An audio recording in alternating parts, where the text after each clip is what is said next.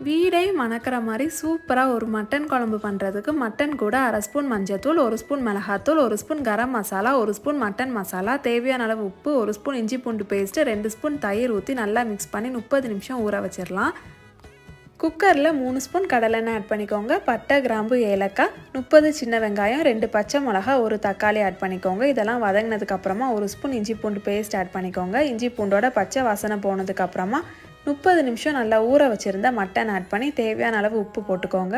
இந்த மட்டன் வேகிறதுக்கு 1 கப் அளவு தண்ணி ஊற்றிட்டு 5லேருந்து 6 விசில் வச்சு எடுத்துடலாம்.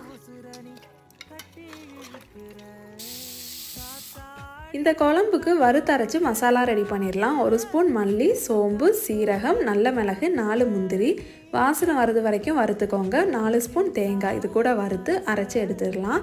வறுத்தரைச்ச மசாலாவை மட்டன் கிரேவி கூட ஆட் பண்ணி ஒரு 10 நிமிஷம் கொதிக்க வச்சு மல்லி இலையை தூவினா சூப்பரான மட்டன் கிரேவி ரெடி.